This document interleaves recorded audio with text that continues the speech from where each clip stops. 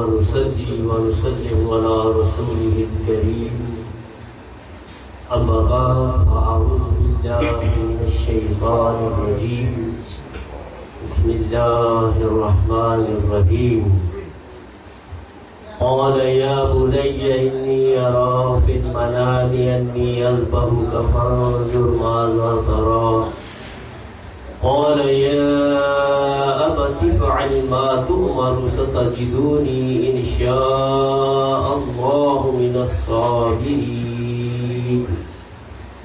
صدق الله مولانا العظيم وبلغنا رسوله النبي الكريم الأمين قال الله تبارك وتعالى في شان حبيبه الكريم الرؤوف الرحيم ببركة إن الله وملائكته يصلون على النبي يا أيها الذين آمنوا صلوا عليه وسلموا تسليما صلى الله على النبي وآله صلى الله عليه وسلم صلاة وسلام عليك يا سيدي يا مكي يا مدني يا قرشي يا هاشمي يا مطلبي يا سيدي يا رسول الله صلاة والسلام عليك يا سيدي يا رسول الله صلاة والسلام عليك يا سيدي يا حبيب الله صلاة والسلام عليك يا سيدي يا رحمة للعالمين الصلاة والسلام عليك يا سيدي يا محبوب رب العالمين انتہائی معزز محترم حضرت پیر طریقت رہبر شریعت صاحبزادہ والا شان حضرت سید عابد حسین شاہ صاحب، برادران طریقت، خلفائے کرام،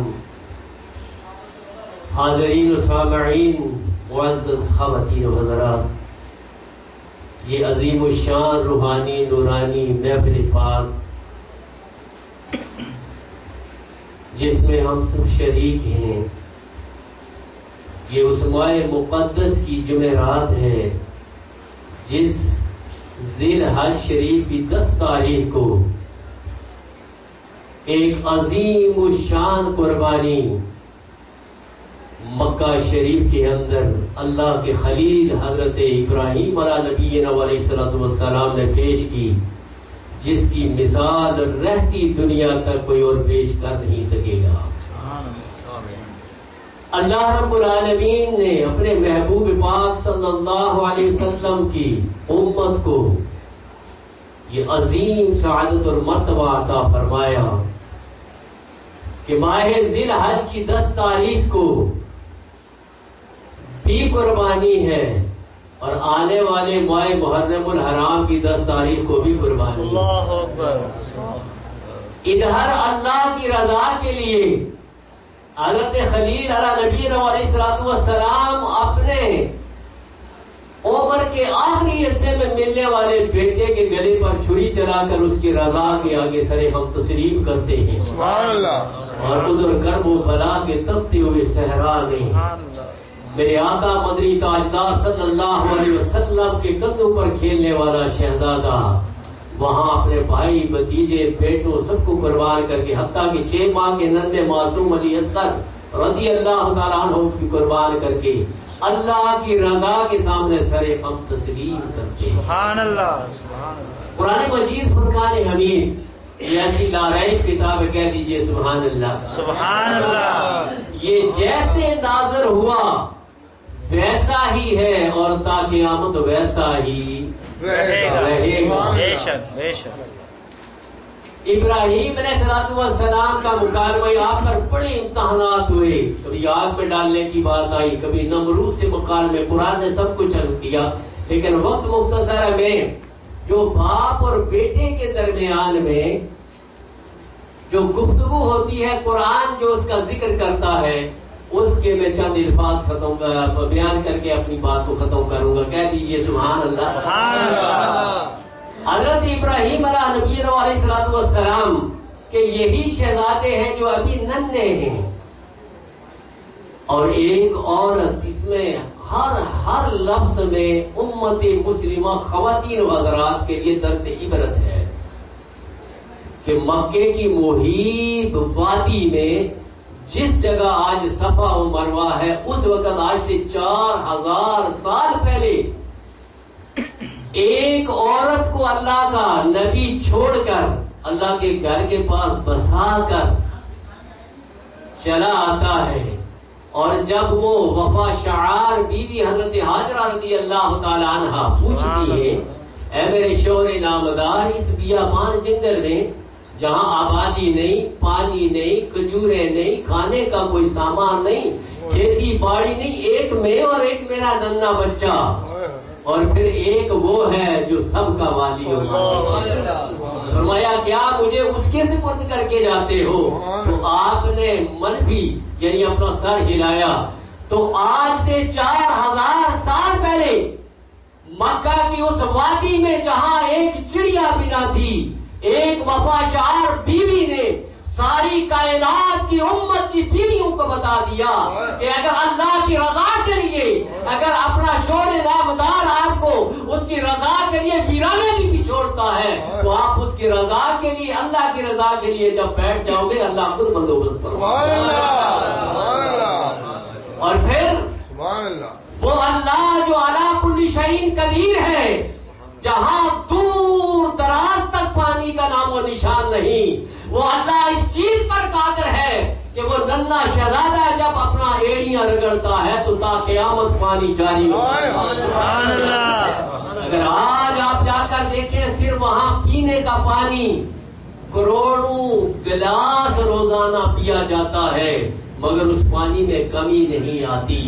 یہ اس لیے ہے کہ جو اللہ پر توکل و بھروسہ رکھتے ہیں تو وہ یہ جانتے ہیں کہ جب ہم اس کے ہو گئے ہیں وہ ہمارا ہو گیا، کائنات ہماری ہو جائے۔ پھر آئیے حضرت ابراہیم علیہ السلام کو خواب میں یہ اللہ رب العالمین نے کہا یہ کتنا پیارا بچہ ہوگا جس کی ایڑیوں سے اللہ نے اتنا خوبصورت پانی جاری کر دیا کہ بڑے بڑے ریسرچ آج کی سائنس تحقیق کرتی ہے کہ دنیا کی کسی بھی دوائی میں اتنا اثر نہیں جتنا آب زمزم کے۔ سبحان اللہ۔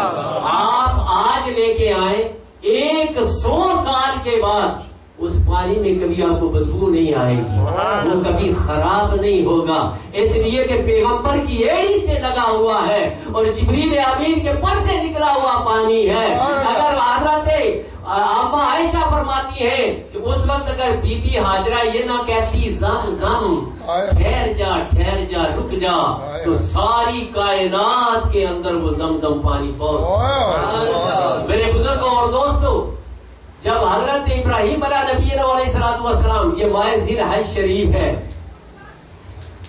اور اس کی 10 تاریخ کو یہ قربانی پیش ہوئی، اور جب یہ بچہ پھر وہاں سے واپس آ گیا، چلنے پھرنے کے قابل ہوا، قرآن کہتا ہے، تو پھر خواب میں اللہ نے فرمایا ہے میرے خلیل سب سے پیاری چیز میرے راستے میں قربان کر دے۔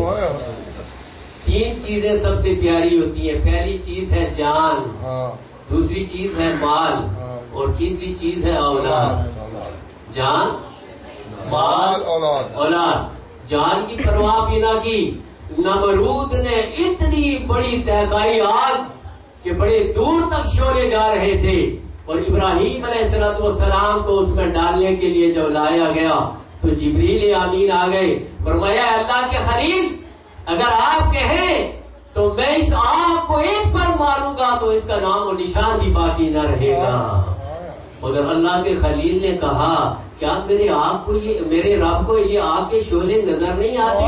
جانتا ہے میرا وہ رب جلیل کہ آگ میں ڈالا جا رہا ہے اس کا خلیل۔ اما الیک فلا، اے جبریل ہم چلنا تو چاہتے ہیں مگر اللہ کی رضا کے اوپر ناراض نہیں ہونا چاہتے، اگر میرا چلنا اسے منظور ہوا تو جلا دے گا، وہ تو راضی ہو جائے گا، اور اگر اسے میرا جلانا مقصود نہیں ہوگا تو میرا رب علی کل شیء قدیر۔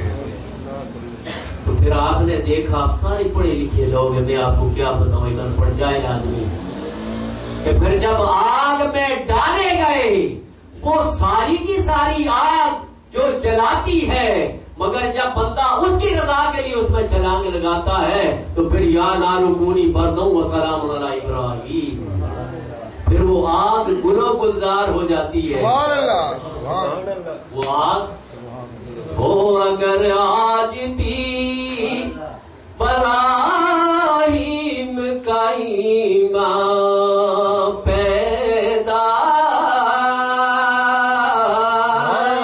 سبحان اللہ. ہو اگر آج بھی ابراہیم کا ایمان پیدا، آگ کر سکتی ہے انداز گلستان پیدا. میرے بزرگوں اور دوستوں، یہاں جان کی پرواہ نہ کی، اللہ نے گل و گلزار بنا دیا. کسی کو اگر آگ سے جو کوئی بندہ جلس جائے تو یہ آیت کریمہ پڑھ کے دم کر دیں، انشاءاللہ آگ اس پہ ٹھنڈی ہو جائے گی، آگ نقصان نہیں پہنچائے گی. تو حضرت ابراہیم علیہ السلام خواب دیکھتے ہیں. اب آپ کہو گے عام بندہ جو اس طرف توجہ نہیں کرتا کہے گا خواب تو ہر کسی کو آتے ہیں، ہمیں بھی نظر آتے ہیں، کبھی ہم کروڑ پتی بنے ہوتے ہیں، کبھی ہم کہیں ہوتے ہیں، کبھی کہیں ہوتے ہیں. تو پیغمبر کے خواب میں اور عام بندے کے خواب میں کچھ فرق ہے کہ نہیں؟ بولیے. بہت فرق ہے. تو جو یہ ایمان رکھے کہ نبی بھی بشر میں بھی بشر، تو اس کا خواب اور اس کا خواب، تو قرآن کہتا ہے نبی کا اور جو اہل علم و اہل دانش ہے کہ اللہ کے نبی کا جو خواب ہوتا ہے وہ وحی الہی ہوتی ہے. سبحان اللہ. اور یہ ملا کا خواب ہوتا ہے، اس کو خواب میں چھچڑے ہی نظر آتے ہیں. میرے بزرگوں اور دوستوں، نبی ہے میرے بھائی. کہاں نبی اور کہاں تو زمین پہ رینگتا ہے، ان کا گزر عرش پر. تو کہے میں بھی بشر وہ بھی بشر. بات صورت حضرت ابراہیم علیہ السلام کو خواب نظر آیا، سب سے پیاری چیز اللہ کے راستے میں قربان کر دیں. آپ نے جان تو وہاں پیش کر دی تھی، آپ کے پاس جتنا مال تھا. بعض روایات میں ہے کہ 7 اونٹ قربان کیے، بعض میں یہ ہے کہ 100 اونٹ اللہ کے راستے میں قربان کر دیے. پھر خواب آیا پیاری چیز، پھر دوسرے دن اونٹ قربان کر دی. حتیٰ کہ جب آپ نے دیکھا کہ باقی چیزیں جان بھی دیتی، مال بھی دیتی، سب سے پیاری چیز تو اب میرا یہ بیٹا ہی ہے. اللہ اکبر. اپنی اسی بیوی کو فرماتے ہیں اسے پیار کرو، اس کو اچھے کپڑے پہناؤ.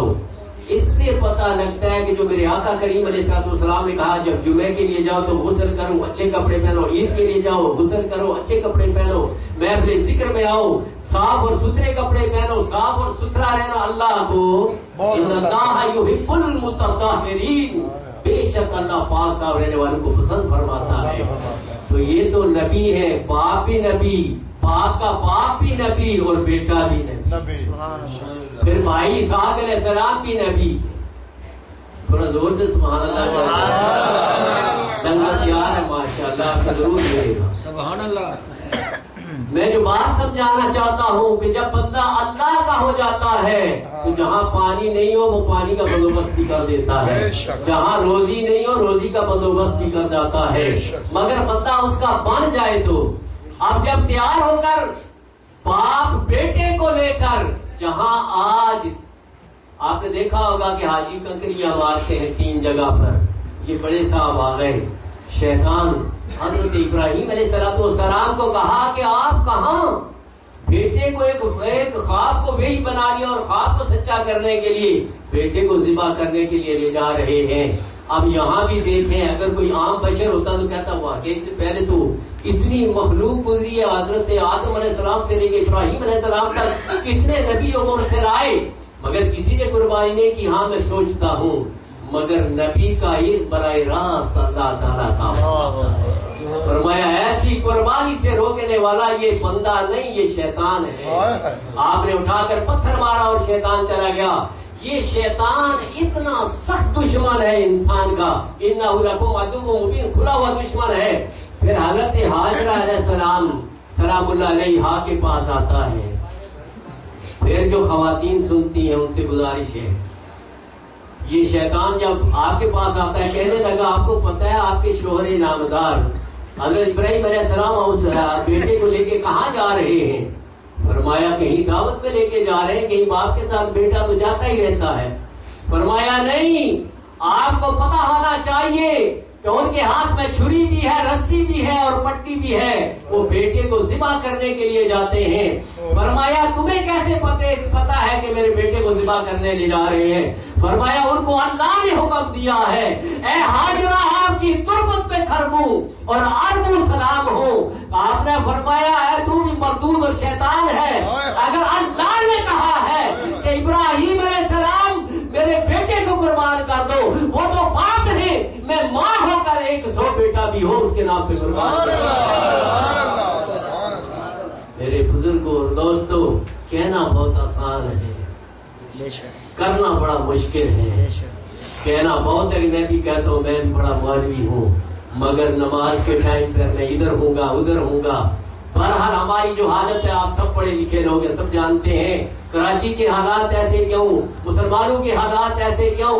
اس لیے ہے کہ ہم نے محفل ذکر میں آنا چھوڑ دیا، ذکر کے معمولات کو سمجھنا چھوڑ دیا۔ یہ ذکر میں ہم آئے کیسے ہیں، آنا کیوں چاہیے، یہاں آ کے ملتا کیا ہے؟ جب ہم اس پر غور کریں گے کہ یہاں ملتا یہ ہے کہ یہاں ملنے والا مل جاتا ہے۔ سبحان اللہ۔ تو جب وہ کسی کا ہو جاتا ہے، من کان للہ وکان اللہ لہ، جس کا اللہ ہو جاتا ہے کائنات اس کی ہو جاتی ہے، اس کی ہو جاتی ہے۔ پھر حضرت ہاجرہ اللہ کی بندی، وقت آپ کا بس 2-3 منٹ، وہ اگر صفا و مروہ آپ نے اخبارات میں پڑھتے ہیں، آپ ٹی وی ٹیلی ویژن پر دیکھتے ہیں، مختلف ذرائع سے آپ سمجھتے ہیں، مگر اب بات آ گئی ہے کہ حضرت ہاجرہ اللہ کی رضا کے لیے اس جگہ جہاں کچھ نہ تھا ڈیرا لگا گئی اور صفا و مروہ پہ دوڑ گئی۔ تو کیا قیامت تک حاجی جو وہاں جائے گا، جب تک ہاجرہ کی سنت ادا نہیں کرے گا رکن اعظم ہی ادا نہیں ہوگا۔ تو میرے بزرگوں اور دوستوں، جب بندہ اس کی رضا کے لیے راضی با رضا رہ جاتا ہے تو پھر اللہ وہ ان کی وہ ادائیں، وہ جو چیزیں ہوتی ہیں وہ شاعر اللہ بنا دیتا ہے۔ اللہ فرماتا ہے ان الصفا والمروہ من شعائر اللہ، بے شک ہم نے صفا و مروہ کو شاعر اللہ کی نشانیاں بنا دی ہیں، اس لیے کہ پہاڑ تو مکے کے چاروں طرف موجود ہیں، مگر جو صفا میں رحمت ہے، جو مروہ میں رحمت ہے، وہ اس لیے ہے کہ اللہ کی بندی اللہ کی رضا کے لیے وہاں ڈیرا لگا۔ وما توفیقی الا باللہ العلی العظیم۔